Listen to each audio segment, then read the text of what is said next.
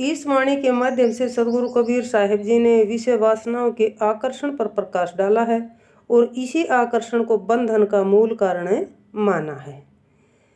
रजसी mean देखी बहु पानी, काल जाल की खबरें न जानी, गारे गर्ब्यो ओ घट घाट, सो जल छाड़ी बिकानो हाट।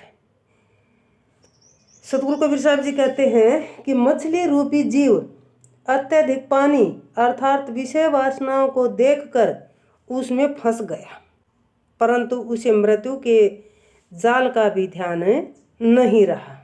अत्यधिक अहम के कारण यह मछली रूपी जीव अत्यधिक पानी रूपी विषय वासनाओं में बिना सोचे विचारे विचरण करता रहता है। अंततः उसे पानी को त्याग कर बाजार में बिकना पड़ता है। पानी के उन्माद को मछली समझ न पाई और बंधनग्रस्त हो गई। सतगुरु कबीर साहब जी कहते हैं जो संसार में बंधन में बंधा हुआ है, यानी इस भौतिक संसार के अंदर जो इन विषय वासनाओं में बंधा हुआ है, वह प्रभु भक्ति के रहस्य को नहीं जान पाता।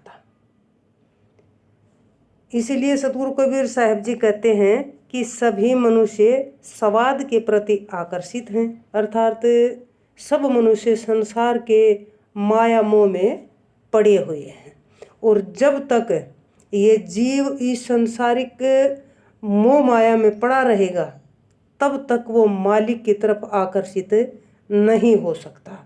तो जीव को इस भौतिक संसार से अपने आप को मोड़ना होगा, यानी इस भौतिक संसार से विमुख होना पड़ेगा और मालिक की तरफ लो लगानी पड़ेगी। मालिक को अपने अंदर समाहित करना पड़ेगा। और ये कैसे होगा कि जब हम सत्संग में जाएंगे, सत्संग में बैठेंगे, गुरु के प्रवचन सुनेंगे, तब हमारे अंदर की जो भौतिक संसार के प्रति आकर्षण है वो कम होगा।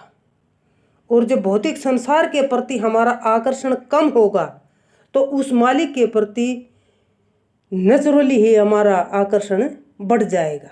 तो देखो, सतगुरु कबीर साहिब जी इस जीव को मालिक तक पहुंचाने के लिए अनेक प्रकार के उदाहरणों के माध्यम से इस जीव को चेताते हैं, समझाते हैं।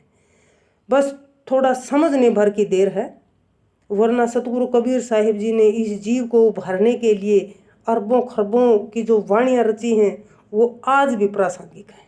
और उनके जरिए इंसान अगर चाहे तो उस परमपिता परमेश्वर यानी मालिक सतपुरुष तक अपने आप को पहुंचा सकता है, उसमें लोलीन हो सकता है और मोक्ष की प्राप्ति कर सकता है।